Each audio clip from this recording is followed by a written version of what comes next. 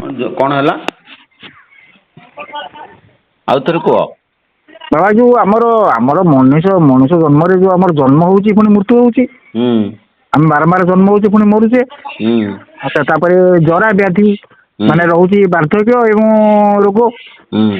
ଏଇ ଚାରିଟାରୁ କେମିତି ଆମେ ମୁକ୍ତି ପାଇବା?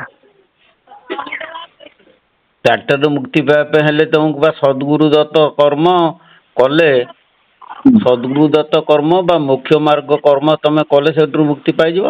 ମୋକ୍ଷ ମାର୍ଗ କର୍ମ ହିଁ କେବଳ ତାକୁ ମୁକ୍ତି ଦବ, ବନ୍ଧନରୁ ମୁକ୍ତି ଦବ।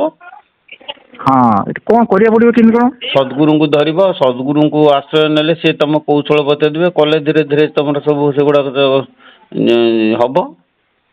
ସଦ୍ଗୁରୁ ଯେ ବାବା ଶୁଣୁନାହାନ୍ତି ଯେ ମୁଁ ଯୋଉ ଆମର ଅଛନ୍ତି ଯୋଉ ନିଶ୍ଚଳ ସରସ୍ଵତୀ ନିଶ୍ଚଳାନନ୍ଦ ସରସ୍ୱତୀ ହଁ।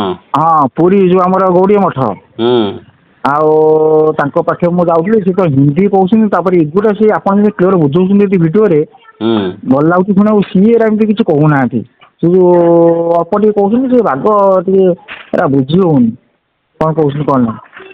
ମୁଁ ଗୋଟେ କଥା କହୁଛି ଶୁଣ। ହଁ ବୁଝ ତମେ ଆମେ ଯୋଉ ସ୍କୁଲ କଲେଜରେ ପଢୁଛନ୍ତି ହେଲା ଆଜ୍ଞା କି ହୁଁ ସେଠୁ ତାଙ୍କ ହେଡମାଷ୍ଟର ଯିଏ ମହାଜ୍ଞାନୀ ହଁ ବହୁତ ଜ୍ଞାନ ଅର୍ଜନ କରିଛନ୍ତି, ହୁଁ କିନ୍ତୁ ସିଏ ଯେତେବେଳେ ବୁଝଉଛନ୍ତି ତାଙ୍କ ବୁଝଳା ଶୈଳୀ ଟା ଭଲ ନୁହେଁ। ହଁ କିନ୍ତୁ ଆଉ ଜଣେ ମାଷ୍ଟର ଅଛି ଯିଏ କି ଅଳ୍ପ ଜ୍ଞାନୀ, ହୁଁ ତାର ଶିକ୍ଷା କମ ଅଛି, ହେଲେ ସେ ପିଲାମାନଙ୍କୁ ବହୁତ ସରଳ ସୁନ୍ଦର କରିକି ବୁଝେଇ ପାରୁଛନ୍ତି। ହୁଁ କହିଲେ ଦେଖି ପିଲା କାହାକୁ ବେଶୀ ଭଲ ପାଇବେ? ନାଇଁ ଅଳ୍ପ ଜ୍ଞାନୀ ମାଷ୍ଟର ତ ଠିକ ଆଉ। ବାସ୍ ତେଣୁ ଗୋଟେ କଥା ହଉଛି ସେ ଅଳ୍ପ ଜ୍ଞାନୀ ହୁଅନ୍ତୁ ବହୁତ ଜ୍ଞାନୀ ହୁଅନ୍ତୁ, ଯିଏ ତମକୁ ସରଳ କରି ବୁଝେଇ ପାରିଲା ସେଇଟା ତମର ପ୍ରିୟ ପାତ୍ର। ବୁଝିଲ ଆଜ୍ଞା କି? ହଁ ଆଚ୍ଛା ନିଶ୍ଚଳାନନ୍ଦ ସରସ୍ୱତୀ ତମକୁ ବହୁତ ବଡ ଜ୍ଞାନୀ ସିଏ, ତେଣୁ ହୁଁ ସିଏ ଯେତେବେଳେ ତମକୁ ବୁଝଉଛନ୍ତି ତମେ ତାକୁ ବୁଝି ପାରୁନା, କିନ୍ତୁ ନା ବିଶ୍ଵମ୍ବର ବାବା ଅଳ୍ପ ଜ୍ଞାନୀ, ଇଏ ହୁଁ ଯେତେବେଳେ ବୁଝେଇ ଦଉଛନ୍ତି ତମେ ସରଳରେ ବୁଝିପାରୁଛ। କହୁନା ଦେଖି ତମେ କାହା କଥାକୁ ତମେ ବେଶୀ ସରଳ ମୋ ହୃଦୟରେ ସ୍ଥାନ ଦବ? ହଁ ଆପଣ ନିଜେ ବିଶ୍ୱମ୍ବର ବାବା ତ? ହଁ ନିଜେ କହୁଛୁ।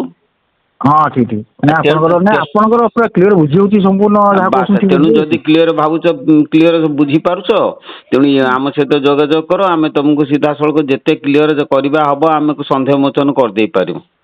ହଁ ବା ମୋର ଟିକେ ଦରକାର ହଉଛି ଏଇ ଯୋଉ ମାନେ ନିର୍ବାଣ ମୁକ୍ତି ପାଇବା ଦରକାର ହଉଛି। ମୁଁ ଟିକେ ନିର୍ବାଣ ମୁଁ ମୁକ୍ତି ବିଷୟରେ ମୁଁ ତ ନିର୍ବାଣ ମୁକ୍ତି ପାଇନାହିଁ, କିନ୍ତୁ ହଁ ତଥାପି ତମେ ନିର୍ବାଣ ମୁକ୍ତି ପାଇବା ପାଇଁ ହେଲେ ତାର ପଥ କୌଶଳ ସବୁ ମୋ ପାଖରେ ଥୁଆ ହେଇଛି। ଆଜ୍ଞା ଆପଣଙ୍କ ବୟସ ବର୍ତ୍ତମାନ 66? ମୋ ଆଜ୍ଞା ବୟସରୁ କଣ ମିଳିବ? ନାଇଁ ଆପଣ କହୁଥିଲେ ଭିଡିଓରେ 66 ଆପଣଙ୍କ ବର୍ଷ କଣ 1950ରେ ଜନ୍ମ ନା କଣ? ମୋର 68 ବର୍ଷ ବର୍ତ୍ତମାନ। 68 ଠିକ ଅଛି ଆଉ ହେଲେ ଭଲ ଅଛି, ଆପଣ ସବୁ ରଖିବେ ଆପଣ ଟିକେ ଟିକେ କେମିତି କରେଇଦେବେ ଟିକେ ନାକୁ ଏଇ ଜନ୍ମରୁ ମୁକ୍ତି ପାଇଯିବା ହଁ ଆମେ। ହଁ ଗୋଟେ କଥା ଶୁଣ, ଆଜ୍ଞା ଗୋଟେ ମେଡିସିନ ଷ୍ଟୋରରେ ହେଲା ସିଏ କଣ ମେଡିସିନ ବିଷୟରେ କିଛି ଜାଣିଛି? ସିଏ ବିକିବା ବାଲା ବିକ୍ରି କରୁଛି। ହଁ କିନ୍ତୁ ଡାକ୍ତର ପେସ୍କ୍ରିପସନ ଠାରୁ ଆଣିକି ଲୋକ ଯଦି ସେ ମେଡିସିନ କି ନଉଛି ସେ ଖାଇଲେ ହୁଁ ଭଲ ହଉଛି ନା ଆଉ। ସେମିତି ହୁଁ ମୁଁ ହେଲି ଷ୍ଟୋର ମାଲିକ, ହୁଁ ଦୟାନିଧି ପରଙ୍କୁ ଦେବେ ଡାକ୍ତର, ସିଏ ହୁଁ ପ୍ରେସକ୍ରିପସନ କରିବେ, ତମେ ମେଡିସିନ ମୋ ଠାରୁ କିଣିକି ନେଇ ଖାଇବ ତମ ରୋଗ ଭଲ ହବ। ତେଣୁ ତମେ ଆସ। ଦୟାନନ୍ଦ ବାବା ଅଛନ୍ତି? ଦୟାନନ୍ଦ ବାବା ଅଛନ୍ତି ମୋ ହୃଦୟରେ। ହୃଦୟରେ ଆଚ୍ଛା ଠିକ ଅଛି ହଁ ହଁ। ତେଣୁ ତମେ ଆସ, ସେ ପ୍ରେସକ୍ରିପସନ କରିଦେବେ, ମୁଁ ଔଷଧ ଦେଇଦେବି, ତମେ ମେଡିସିନ ଖାଇଲେ ତମର ଭବ ରୋଗ ବିନାଶ ହବ। ବାବା ଟିକେ କହିଲେ ଏଇଟା କଣ କେମିତି ହେଲା ଜରା ଯୋଉ ଜନ୍ମ ମୃତ୍ୟୁ ଚକ୍ର କେମିତି ଉଦ୍ଧାର ପାଇବା? ଜନ୍ମ ମୃତ୍ୟୁ ଶୁଣ ଜାତସ୍ୟ ହି ଧ୍ରୁବ ମୃତ୍ୟୁର୍ ଧ୍ରୁବଂ ଜନମ ମୃତସ୍ୟ ଚ ତସ୍ମାଚ ତ୍ୱଂ ନ ଶୋଚି ତୁମର ଠିକ କଣ ଗୋଟେ ଅଛି।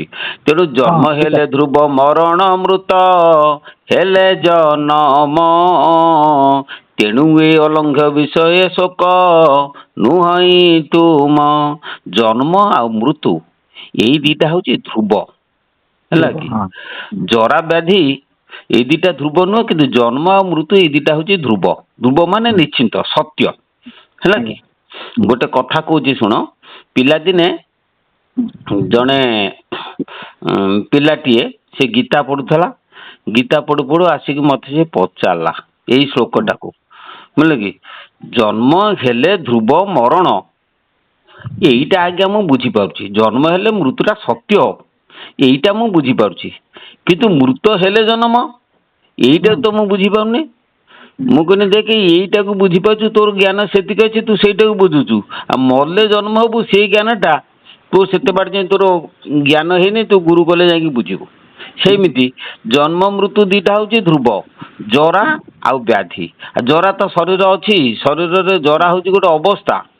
ବାଲ୍ୟ, ପୌଗଣ୍ଡ, ଯୌବନ, ଜରା, ଏଇ ଚାରିଟା ଅବସ୍ଥା ପ୍ରତ୍ୟେକ ପ୍ରାଣୀର ଶରୀର ଭୋଗ କରେ, ବୁଝିଲେ କି? ଆଉ ସେଇ ଯେତେବେଳେ ଏଇ ଚାରି ଅବସ୍ଥା ଭିତରେ ଯେତେବେଳେ ତମର ନୀତି ନିୟମର ବ୍ୟତିକ୍ରମ ଘଟେ, ତମ ଦେହରେ ବ୍ୟାଧି ପ୍ରବେଶ କରେ।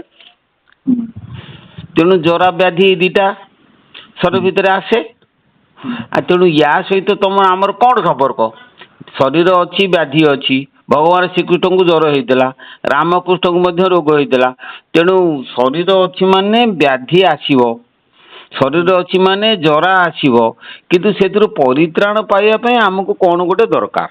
କିନ୍ତୁ ବାବା ଆସିବ ଯେ, କିନ୍ତୁ ଅତ୍ୟଧିକ ରୋଗ ନ ହଉ, ମାନେ ଯୋଉ ଅଧିକ କଷ୍ଟଟା, ହଁ ଥଣ୍ଡା ଜ୍ୱର ଟିକେ ହେଇଗଲା ହଁ ଚଳିବ, ହଁ ଥଣ୍ଡା ଜ୍ୱର ଟିକେ, ଆଉ ଯଦି ଅଧିକ ଗୋଟେ ହବ, କିଡନୀ ଖରାପ ହବ, ହାର୍ଟ ଖରାପ ହବ, କଣ କରିବ? ନା ସେଗୁଡାକ ସବୁ ଆମେ ନିଜେ ଦାୟୀ। ହଁ କିଡନୀ ହାର୍ଟ ଖରାପ ହଉଛି, ସେଥିପାଇଁ ଦାୟୀ କିଏ? ଆମେ ନିଜେ ଦାୟୀ। ଆମେ ଶରୀର ଭିତରେ ଖାଦ୍ୟପେୟ, ଚାଲିଚଳନ, ନୀତି ନିୟମ ସବୁ ବ୍ୟତିକ୍ରମ କରିଛନ୍ତି, ଯୋଉଥିରେ କି ଆମ ଶରୀର ଭିତରେ ଏଗୁଡାକ ସବୁ ରୋଗ ହଉଛି। ଆଉ ସେଥିରୁ ତ୍ରାହି ପାଇବା ପାଇଁ ହେଲେ ସେ କର୍ମରୁ ନିବୃତ୍ତ ରୁହ, ଯୋଉ ଯୋଉ କର୍ମ ଦ୍ଵାରା ହଉଛି, ତାପରେ ସେଇଠୁ ଡାକ୍ତର ଚିକିତ୍ସା କର, ପ୍ରଭୁଙ୍କୁ ଡାକ, ଧୀରେ ଧୀରେ ହେଇଯିବ, ବୁଝିଲ ନା?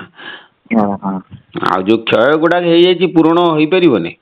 ହଁ କ୍ଷୟ କୋଉଟା କଲେ? ହଁ କ୍ଷୟ କ୍ଷୟ ମାନେ ମୋ ହାତଟା କଟିଗଲା, ହଁ ଆଉ ଆଙ୍ଗୁଳିଟା ଅଧା ରହିବ, ମୁଁ ସିନା ଘାଟାକୁ ଶୁକେଇ ଦେଇ ପାରିବି, ଆଉ ହଁ ଆଙ୍ଗୁଳିଟା ନଗେଇ ଦେଇକି ପୁଣି ସମାନ କରିଦେଇ ପାରିବି ନା? ସେଟା ଗୋଟା ଉଡ଼ିଗଲା, ସେଟା ଗଲା ଆଉ କଣ କରିବ? ବାସ୍ ସେଇମିତି ତମର କିଡନୀ ହାର୍ଟ ଯୋଉ ଭିତରୁ ଯୋଉଗୁଡାକ ସବୁ ଖରାପ ହେଇଯାଇଛି, ସିଏ ଆଉ ହେଇପାରିବନି, ଯାହା ହେଇଯାଇଛି ହେଇଯାଇଛି। କିନ୍ତୁ ହଁ ତାର ରିମେଡି ହେଲା ଯେତିକି ବର୍ତ୍ତମାନ ଅବସ୍ଥାରେ ଯେତିକି ଅଛି, ତାକୁ ସୁସ୍ଥ ସବଳ ରଖିକି ତମେ ଯିବ ଉପରକୁ। ଆଗକୁ ଚାଲିବା। ହୁଁ। ହଁ ଠିକ ବାବା। ଗୋଟେ କଥା ହଉଛି ବାବା, ଏଇ ଯୋଉ ମୃତ୍ୟୁ ସମୟ ଆସୁଛି ଯେତେବେଳେ, ନା ମୋ ବାପାଙ୍କର ଡେଥ୍ ସମୟଟା ମୁଁ ଦେଖିଛି, ହୁଁ ଆଉ କେତେ ଲୋକଙ୍କର ଦେଖିଛି, ମୃତ୍ୟୁ ସମୟରେ ଯୋଉ ବେଡରେ ପଡି ଯାଉଛନ୍ତି, ଯୋଉ ଝାଡା ପରିସ୍ରା ହଉଛି, ତାପରେ 6 ମାସ ବର୍ଷେ ଯୋଉ ପଡି ଯାଉଛନ୍ତି, ହୁଁ ଆଉ ଇଏ କରି ସ୍ତ୍ରୀ ଭାରି କଦର୍ଯ୍ୟ ଅବସ୍ଥା। ଆଉ ସେ ଅବସ୍ଥାଟା ନିଜର କର୍ମ ଫଳ। ହୁଁ ଆମେ ତାକୁ କରୁନାହାନ୍ତି କି କେହି କରୁନାହାନ୍ତି। ହଁ ନିଜ କର୍ମ ଦୋଷରୁ ଆମେ ଯାହା କରିଥିବା, ମୃତ୍ୟୁ ସମୟରେ ସେଇଆକୁ ସବୁ ବାବା ମୋ ଭୋଗିବା। କହିବା କଣ, ଆମେ ଚାଲୁଥିବା ବୁଲୁଥିବା କିନ୍ତୁ ଜୀବନ ଚାଲିଯିବାଟା ଉଚିତ। ନା ଚାଲୁଥିବା ସେଇଟା, ବୁଲୁଥିବା ଟିକେ ହଁ ସେଇଟା ସଦ୍ଗୁରୁଙ୍କୁ ପ୍ରାର୍ଥନା କଲେ ସଦ୍ଗୁରୁ ତମର ସେଇଟାକୁ କରିଦେବେ। ସେଇଟା ଆପଣ ଟିକେ ମୋର କରିବେ ଟିକେ, ମୁଁ ସେଇଟାକୁ ଆଁ ଚାହୁଁଛି, ସେଇଟା ମୋର ଟିକେ ହବା ଦରକାର। ତୋର ହବା ଯଦି ଦରକାର, ତୁ ସେମିତି ସଦ୍ଗୁରୁ ଦତ୍ତ କର୍ମ କର, ତୋର ହବ ସେଗୁଡା। ସଦ୍ଗୁରୁ ତ ଆପଣଙ୍କୁ ମୁଁ ଧରିବି ନହେଲେ ଆଉ। ତମେ ଆପଣ ଆସିଲେ ଦେଖିବା କଥାବାର୍ତ୍ତା ହବା ଆଉ। ହଁ ମୁଁ ଯିବି ତ, ରବିବାର ଯିବି, ଟିକେ ଏଇଟା ମୋର ଦରକାର, ଆଉ ମୋର ଟିକେ ମୁକ୍ତି ଦରକାର। ଆଉ ମୁଁ ଜନ୍ମ ମୁଁ ଚାହୁଁନି ହବନି, ଆଉ ମୋର ଜନ୍ମ ଆଉ ଦରକାର ନାହିଁ। କଣ? ମାନେ ଆଉ ଏଇ ମତେ ମିଳିଲା ଆଉ ଜନ୍ମ, ଆଉ ଦେହ ଧରିକି ଗୋଟେ ଆସିବାଟା, ପୁଣି ଜନ୍ମ ହବ, ପୁଣି ମର, ପୁଣି ଜରା ଜନ୍ମ ବ୍ୟାଧି, ପୁଣି ନା ଦେବ, ଏଇଟା ମୋତେ ଦରକାର ନାହିଁ ଆଉ। ଶୁଣ, ସେଇଥିପାଇଁ ଗୋଟେ ଭଜନ ଲେଖିକି ମୁଁ ଆମ ଗୁରୁଙ୍କୁ ଦେଇଥିଲି, ବୁଝିଲ କି? ହଁ ଜନ୍ମ ଜନ୍ମ କେତେ ଜନମ ଜନ୍ମିବି ତାଇଲି, ଜାତ ନ ହେବି ଗୋସାଇଁ, ଜନ୍ମ ଜଗତ ଗୁରୁ ତତ୍ଵ ଗୁରୁ ତତ୍ଵ ଦିଅ କହି, ଜନ୍ମ ମୃତ୍ୟୁ ଚକ୍ରରୁ ଯଦି ତ୍ରାହି ପାଇବ, ତାହେଲେ ତମେ ପବନ ସାଧନା ହିଁ କର।